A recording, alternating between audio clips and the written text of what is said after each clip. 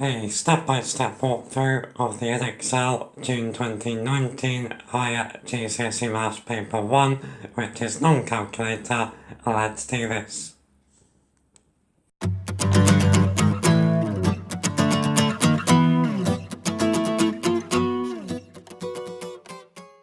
Hey there guys, welcome back to the channel. If this is your first time here and you're trying to get the best grade in maths you possibly can, let me help. Start now by subscribing.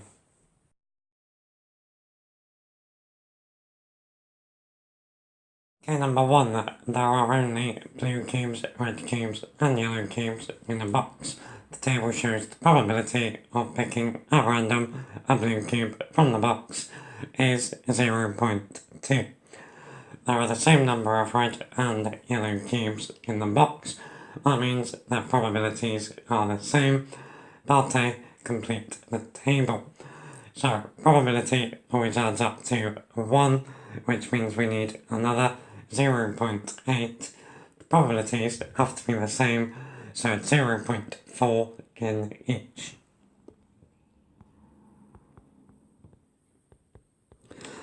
Then for part B, we're told there are 12 blue cubes in the box. Work out the total number of cubes. So, blue has a probability 0.2, which is the same as 20%. So we know 20% is 12. We need to turn that into 100%, so multiply it by 5. So 100% is 60. Part 2. Dion needs 50 grams of sugar to make 15 biscuits. She also needs 3 times as much flour, so that's 150 grams. And 2 times as much butter, so that's 100 grams. Dion is going to make 60 biscuits. Work out how much flour she needs.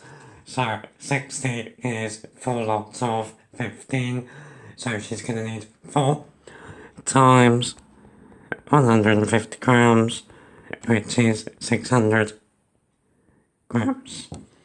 And for part B, Dion needs to buy all the butter she needs to make 60 biscuits. She buys the butter in 250 gram packs. How many packs is she going to need?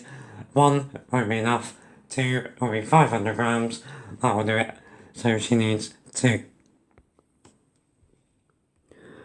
Number 3, write down, find the highest common factor of 72 and 90. Easiest way to do this, list all the factors. So 72 is 1 in 72, 2, 36, 3, 24, 4, 18, 6, 12, 8 and 9. 90 is 1 in 90, 2, 45, 3, 30, 5 and 18, 6, 15, 7, 8, 9 and 10. So the biggest one to pop up in both is 18. Number 4, the diagram shows the plan, front and side elevations of a solid on a centimetre grid. So the plan, which means that we're looking down from above, is a circle, and the front and side are the same rectangle, so the solid is a cylinder. We are asked in the space below to draw a sketch of the solid, including the dimensions. So, there's my sketch. It's a cylinder with a diameter of 4 centimeters and a height of 5. Number 5, we have transformations.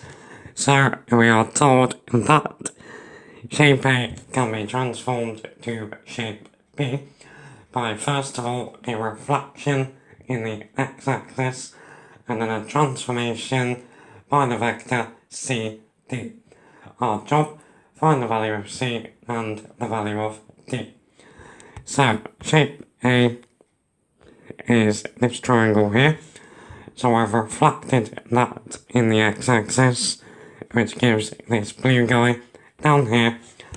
Now we need to work out then how many places left has it gone, and then how many places down. So it's gone 6 left and 1 down. So the vector is -6 -1. So C is -6. D is -1. Number 6 is a nice ratio question, so if you hate ratio like most people, I have a playlist down below full of ratio past paper exam questions which you can download. So, a shop sells packs of black, packs of red and packs of green pens. There are 2 pens in each pack of black, 5 pens in each pack of red, 6 pens in each pack of green. On Monday, the packs sold were in the ratio black to red to green, 7 to 3 to 4. A total of 212 pens were sold. Our job is to work out the number of green pens sold. Okay, so we know what ratio the packs were sold in. From that, we can work out the ratio the pens themselves were sold in. So the pen ratio, black to red to green,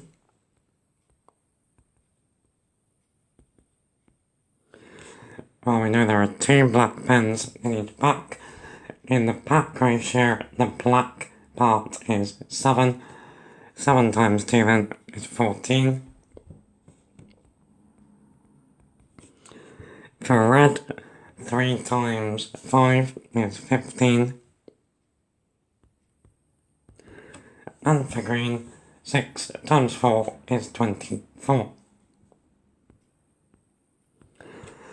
So, what we can now do is work out how many pens are sold every time one of the pack ratio was sold. So, if we add these together, 14 add 15 add 24 is 53.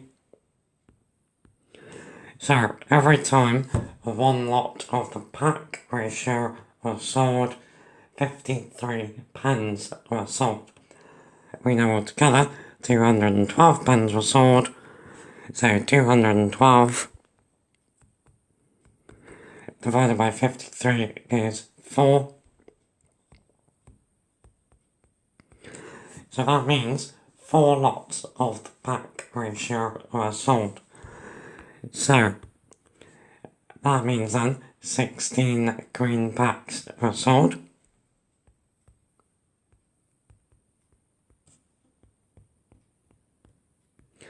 In each of those, there are 6 pens, so 6 times 16 is 96. Number 7, here are 2 rectangles. QR is 10 centimeters. Let's get that on. We're told BC is equal to PQ.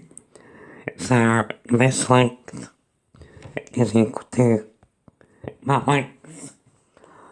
The perimeter of ABCD is 26 centimeters. That's not useful yet. The area of BQRS is 45 centimeters squared. We want to find the length of AB.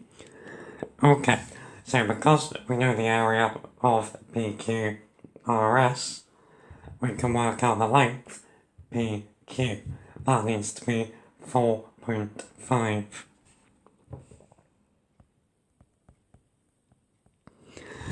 Now, that also tells us what BC is. That's also 4.5.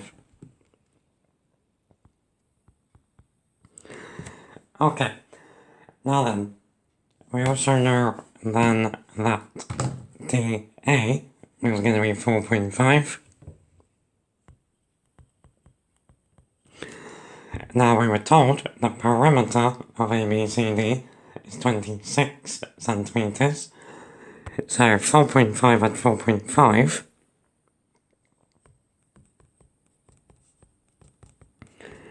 is 9. So if we do 26 minus 9,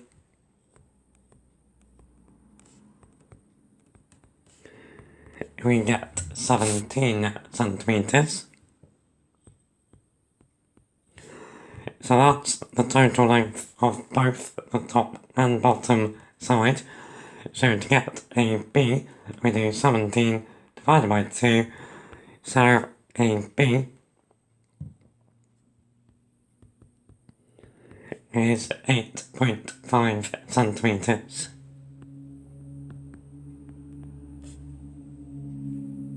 A. Work out an estimate to the square root of 63.5 times 101.7. Okay, so here obviously we need to round, so we're going to round this to root 64 times 100. Now, this is a third, so we can say this is root 64 times root 100, which is 8 times 10, which is 80. Part B. We are told 2.3 to the power 6 is 148, correct to 3 sig fix. Find the value of 0.23 to the power of 6, correct to 3 sig fix. Okay, so 0.23 is 2.3 divided by 10, 2.3 over 10.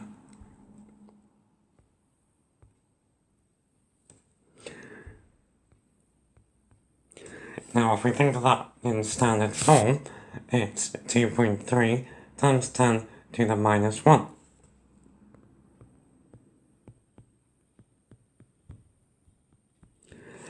Now if we work that inside the brackets with a power of 6 on it,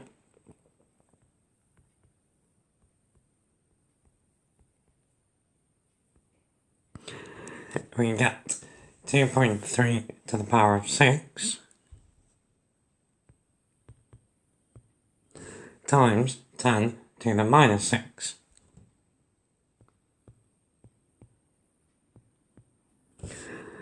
Now we know that that is 148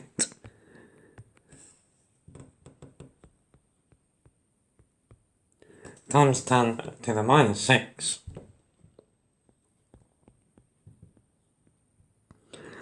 So all that we're going to need to do to write that as a normal number is move the decimal 6 places to the left.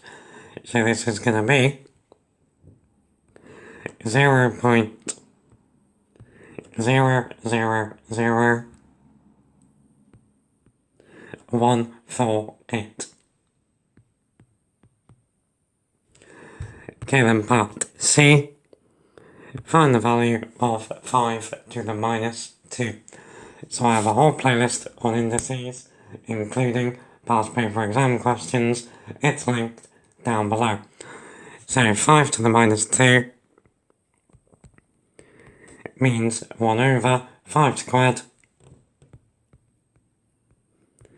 which is 1 over 25. Number 9, work out 3.5 times 1 3/5, giving your answer as a mixed number in its simplest form. So the first job is to turn each into an improper fraction. So 3.5, we do 2 times 3, add 1 is 7 halves, and then times 5 times 1, add 3 is 8 fifths. Okay, multiplying fractions is the nice one, you just work across. So 7 times 8 is 56. 2 times 5 is 10. Common factor there of 2, that's 28 fifths.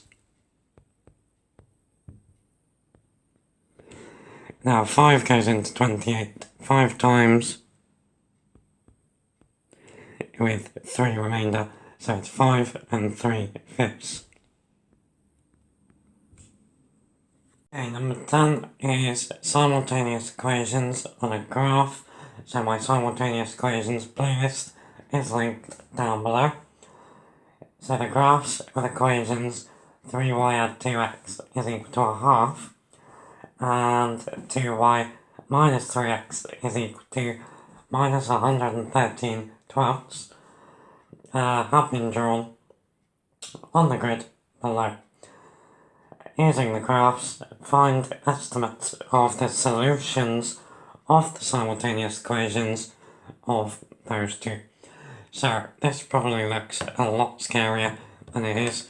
All that we're interested in is the coordinates of the points where the graphs meet. So that point there, that's the whole point in solving simultaneous equations. You are finding this point. So, I would say x is about 2.3 and y is about minus 1.3, and that's it. Number 11, a bus company recorded the ages in years of the people on coach A and the people on coach B. Here are the ages of the 23 people on coach A. Part A, complete the table to show information about the ages of the people on coach A. So we need the median, the lower quartile and the upper quartile.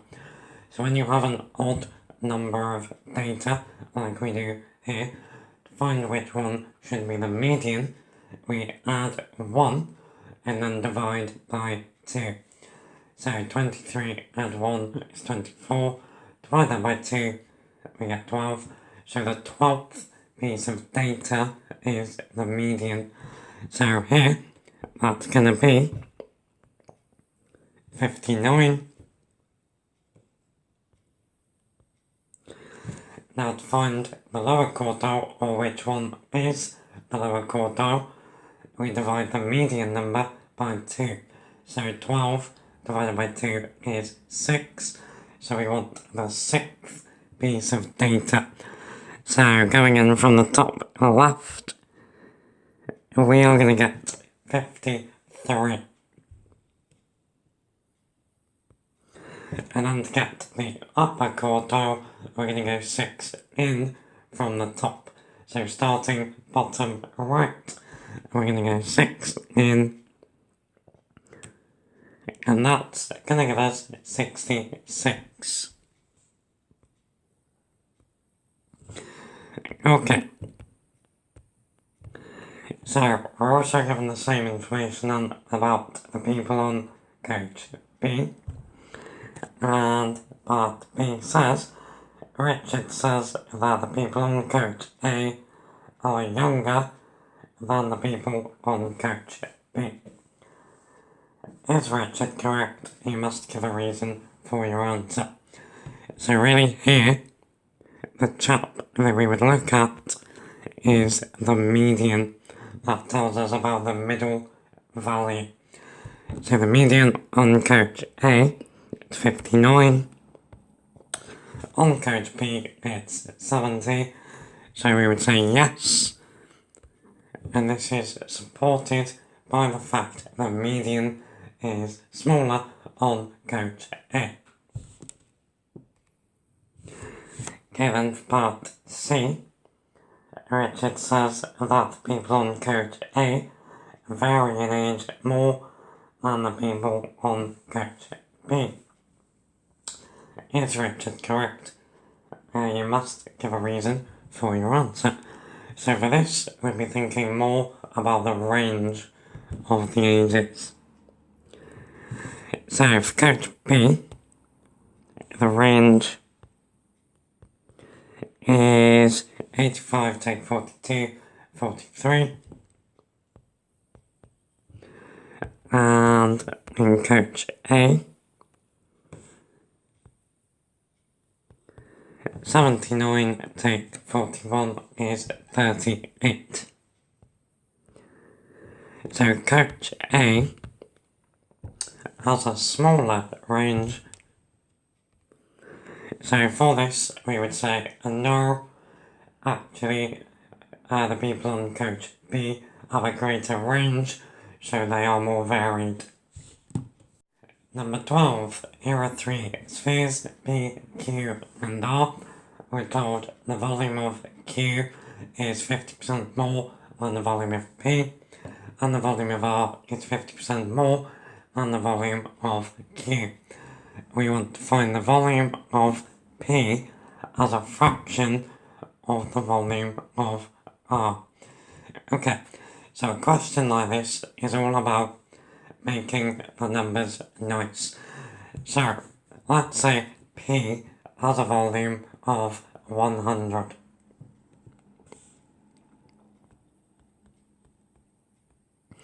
Now, we're not going to worry about units or anything. We don't need to complicate things. Now, Q is 50% more. So 50% of 100 is 50. So Q is 150.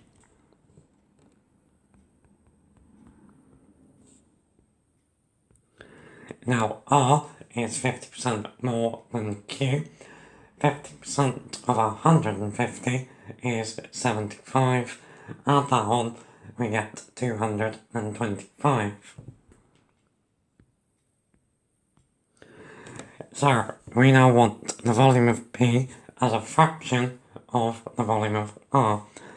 So we want P over R. So it's 100 over 225.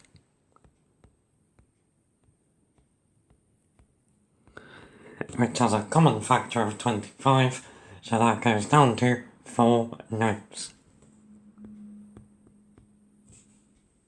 Okay, number 13, we have algebraic proof, so I have a whole playlist on exam questions for algebraic proof down below. So, given that n is an integer such that n is greater than 1, prove that n squared minus n can never be odd. Okay, so there are two cases, either n is odd or n is even. So let's see what happens with each. So when n is odd, n squared is odd.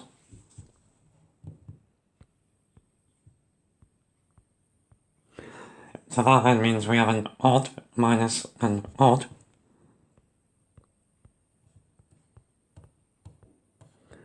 Which is even. When n is even, n squared is even. We then have even minus even.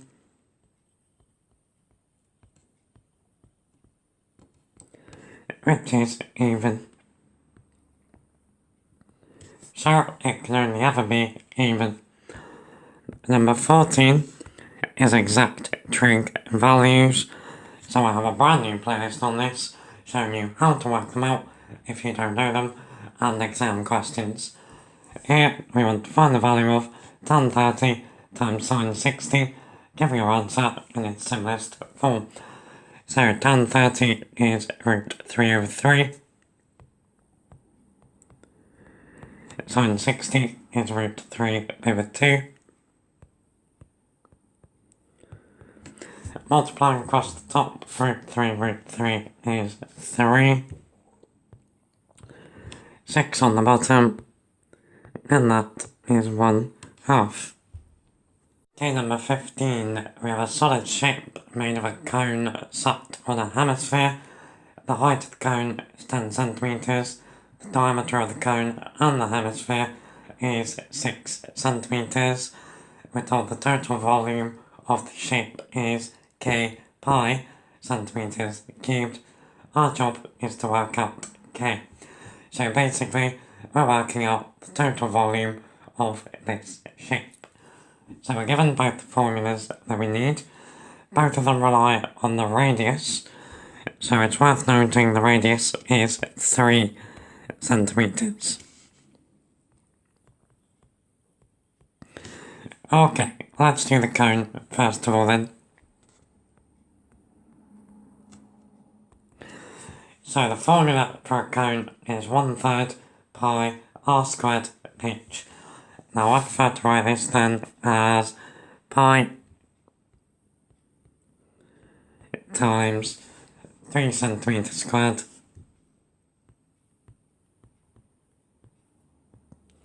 times the height, so times 10 centimeters all over 3.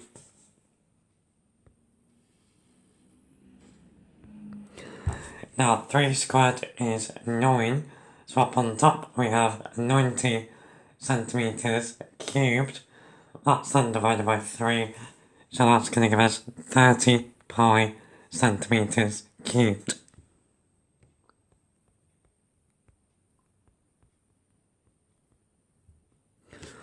Okay, and for the hemisphere,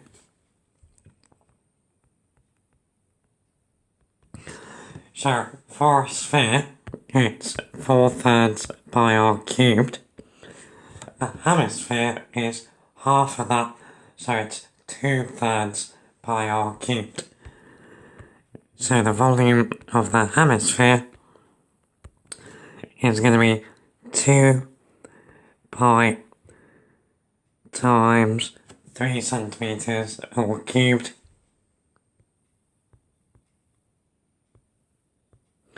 over 3. So then we have 2 pi times 27 centimeters cubed. So 2 times 27 is 54. So up on top we have 54 pi centimeters cubed all over 3. 54 divided by 3 is 18. So we have 18 pi centimeters cubed. So the total then is 30 pi add 18 pi.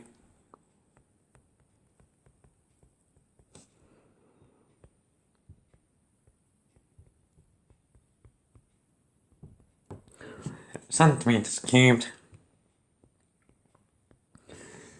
which is 48 pi. So k is 48. Okay, number 16, we have combinations. So there are 3 dials on a combination lock. Each dial can be set to one of the numbers from 1 to 5. The 3-digit number 553 is one way the dials can be set. So there, they are sneakily telling us digits can be repeated. Part A wants us to work out the total number of combinations. Okay, so there are 5 things. The first one can be 5, the second can be 5, the third one can be. So we just multiply 5 by 5 by 5.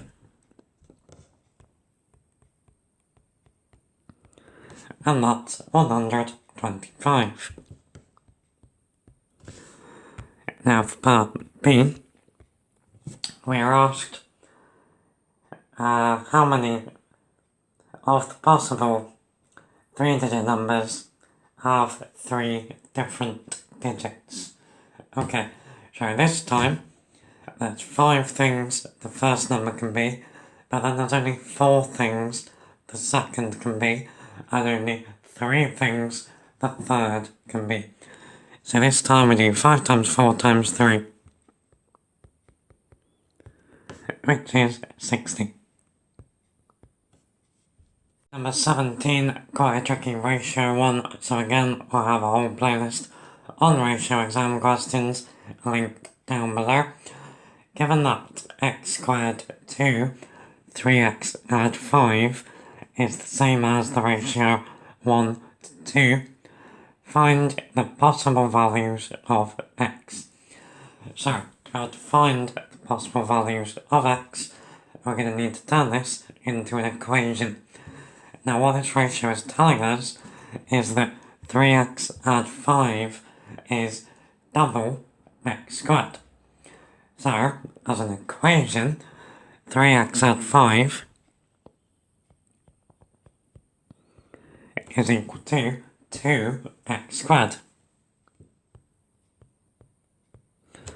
Now this is a quadratic. To solve quadratics, we need everything on the same side with a 0 on the other. So I'm going to subtract 3x and subtract 5. So I'm going to get 0 is equal to 2x squared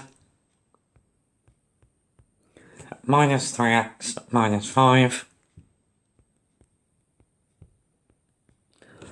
And then, just because I'm picky, I don't like having a 0 on the left, I'm going to put mine at the end. Okay, now to solve quadratics, ideally we factorise.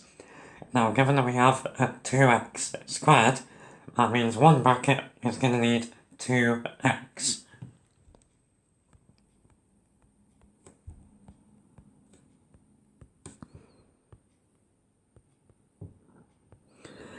Okay, now the two numbers now that go inside the brackets need to multiply to minus 5, and whatever goes in the right hand bracket is going to be multiplying 2x. So, what about if we put a minus 5 in there, then we get minus 5x, which means we have to have a plus 1 in the right hand bracket. Okay, so that's it factorised. Now to get solutions, you set whatever is inside each bracket equal to 0 and solve for x. So, in the first one, we need 2x minus 5 to equal 0. So, 2x is 5. Divided by 2, x is 5 halves. Or, from the right hand one, x plus 1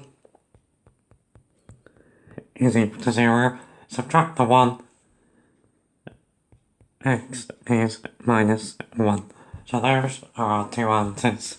Number 18, we have surds. So my playlist is linked down below. We want to express root 3 as root 12 in the form a root 3, where a is an integer. Okay, so we got root 3. Add, now root 12 we can write as root 4 root 3.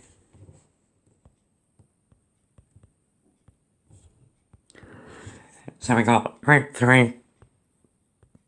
Add 2 root 3, and that's 3 root 3. Part B, a really horrible one.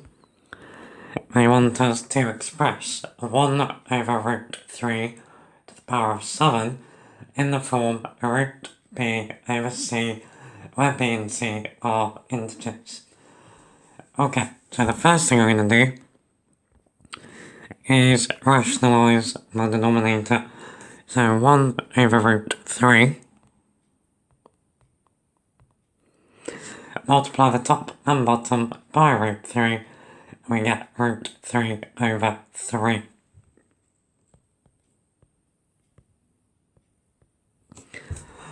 So that then means that we actually have root 3 over 3 to the power of 7 good times. Now, what we're going to need to do now is get indices involved. So square root is the same as a power of 1/2. So this is 3 to the half over 3 to the power 7.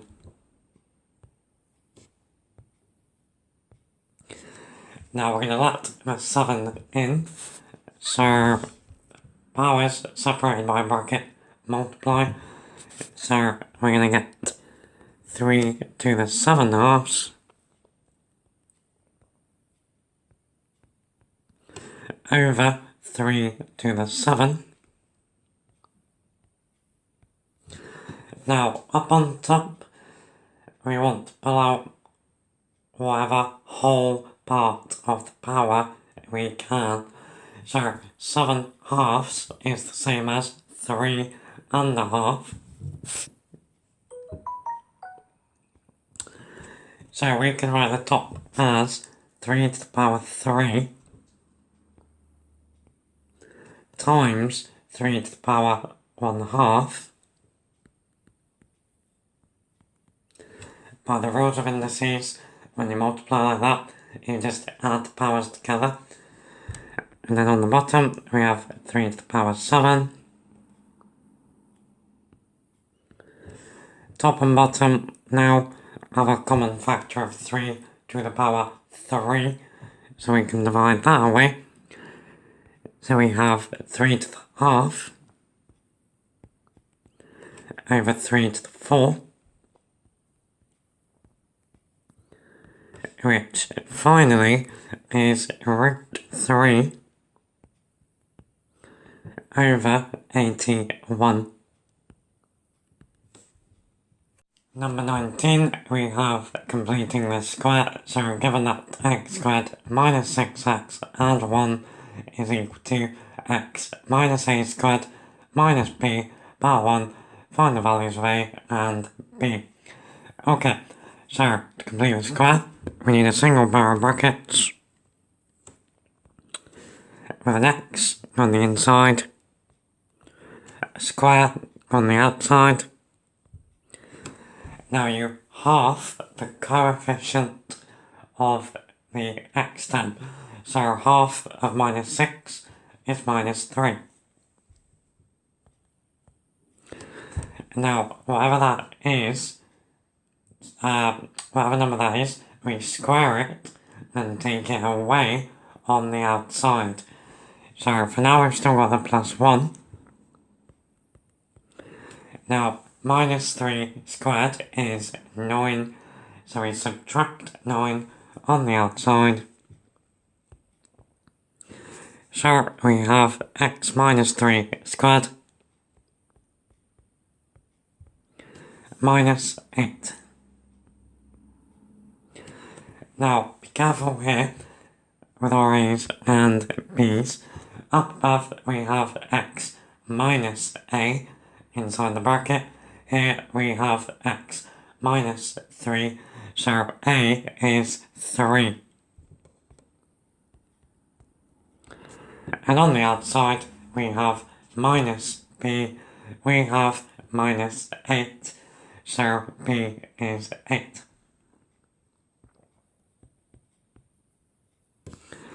Okay, then for part B, hence write down the coordinates of the turning point of the graph. Okay, so the x coordinate is the opposite sign of the number inside the bracket. So we have x minus 3, so the x coordinate is positive 3, but then the y coordinate is the number on the outside, so it's minus 8. Okay, number 20, quite a tricky looking proportion question, so my playlist is linked down below. So we are told h is inversely proportional to p. So h is proportional then to 1 over p.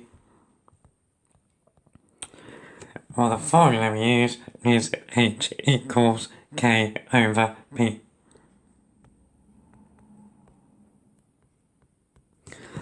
Now we're then told p is directly proportional to root t. So for that, p is proportional to root t. Now we can't use k again, we need to use a different letter. So we're going to say p is equal to x times root t. Okay, now we're told, given that h is 10 and t is 144, when p is 6, find the formula for h in terms of t. Okay. So, what we're going to do is substitute those values into each thing we have here, first of all. So, we know then that h is 10 when p is 6. So we get 10 is equal to k over 6.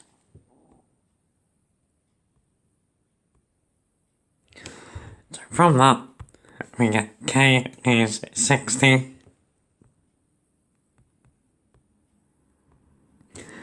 And we can now write then h is equal to 60 over p.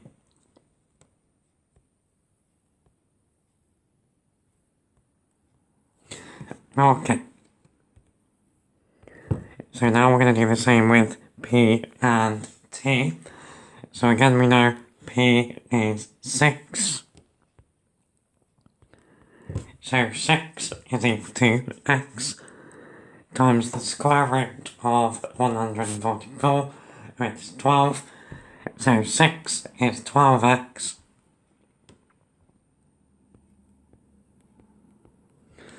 So x is a half.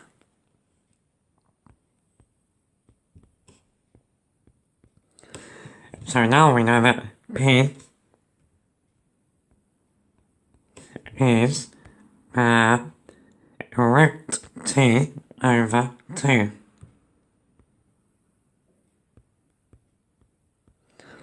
So what we're going to do now is substitute that into this. So we now get h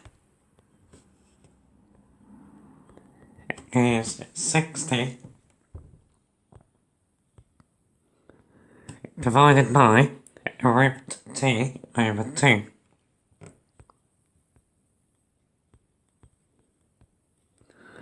So here we're dividing by a fraction. To do that, you flip it and multiply by it. So h is 60 times 2 over root t, which is 120 over root t. Okay, number 21, we have functions playlist down below. So the functions f and g are given by f of x is 3x minus 1, g of x is x squared add 4. Part A, find f inverse. Okay, some teachers will tell you to get y involved here. Don't. Just use f instead of f of x.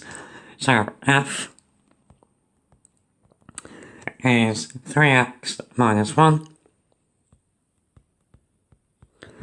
We need to make x the subject, so add 1. F add 1 is 3x. Divide by 3, f add 1 over 3 is equal to x. Now f and x swap, and f is now the inverse function. So f inverse is equal to x add 1 over 3.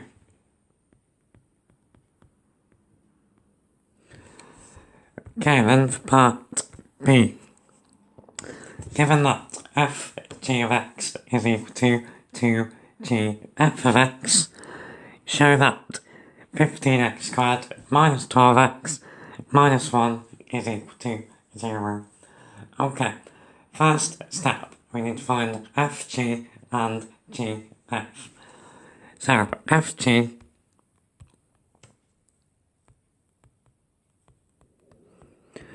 means we're putting the g function into the f function. So we're going to have f of g of x. So the x in f of x becomes x squared add 4. So we get 3 lots x squared add 4 and then minus 1, which is 3x squared. Then we got add 12 minus 1, so that's add 11.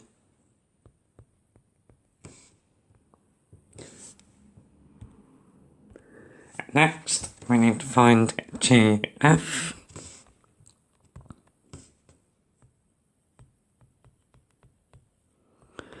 So this time we're putting the f function into the g function. So g was x squared add 4. So we're now going to have 3x minus 1 squared add 4.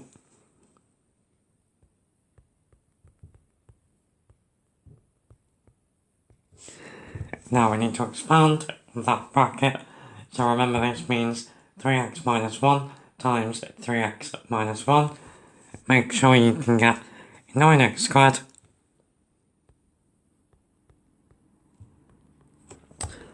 minus 6x minus 1. But we had, plus 1. And then we have the 4, so altogether we're going to get plus 5. So that's GF. Now we want 2GF. So 2GF is 18x squared minus 12x add 10.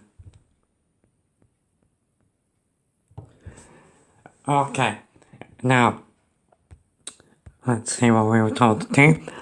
So we were told fg is equal to 2gf. So now we're going to set our two expressions equal to each other. So fg is 3x squared add 11.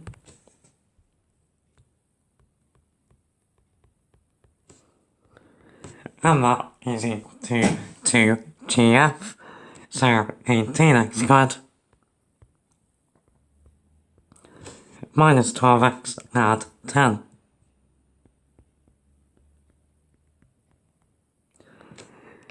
Okay, so subtract the 3x squared. We get 11 to 15x squared minus 12x add 10. Finally, subtract the 11 and we get 0 is 15x squared minus 12x minus 1. Boom. Okay, number 22, the final question, bit of a monster, probability, and the way I'm going to do it, simultaneous equations. So there are only R red counters and G green counters in a bag. A counter is taken at random from the bag. The probability that the counter is green is 3/7. The counter is then put back in the bag. 2 more red and 3 more green counters are put in the bag. A counter is taken at random. The probability that the counter is green is 6/13. Find the number of red and the number of green counters that were in the bag originally. Okay, so let's deal with the first probability. So, originally, the probability that the counter is green is 3/7. Now that means then that G over the total number of counters, which is G add R, is the same as 3/7.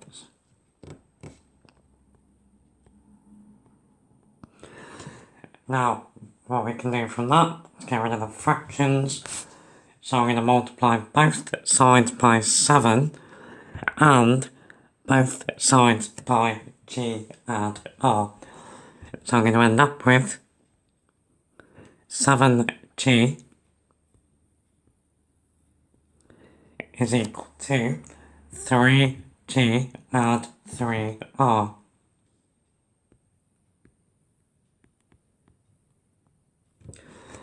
Now I can take away the G's, and that is going to leave me with 4G is equal to 3R.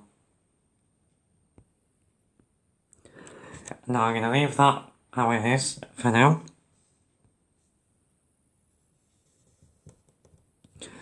Okay, then we go on. So, after we've done that then, we put in 2 more red, so there's now R add 2 red, and 3 more green, so there's now G add 3 green. So a counter is taken at random from the bag. The probability that the counter is green is now 6/13. So, the number of green in there now is G add 3. So now we got G add 3 over R add 2 add G add 3. So that's G add R add 5.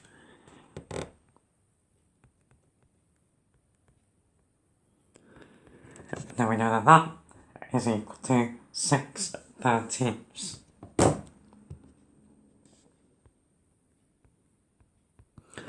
So again, we're going to multiply to get rid of the fractions. So I'm going to multiply both sides by 13 and G add R add 5. So on the left, we're going to have 13G add 39.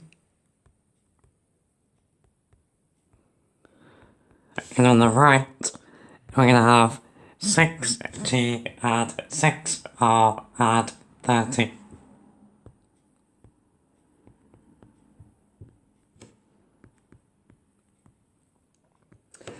Now, there I'm going to take away 6G on both sides, so I've got 7G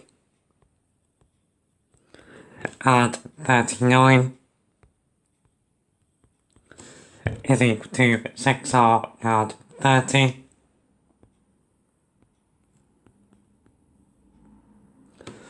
Now I'm going to subtract the 30. And we then got 7g add 9 is equal to 6r. So that is another equation that we're now going to use to find r and g. So remember, from up here we know 3r is 4g. So that means 8g is 6r. So I'm going to substitute that down here. So this 6r is now going to be 8g. So we're then going to have 7g add 9 is equal to 8g. Take away the 7g and we are going to get 9 is equal to g. So g is 9.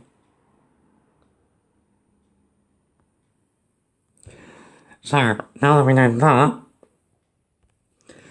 we can use one of the equations with an r still involved. So I'm going to use 7g add 9 is equal to 6r.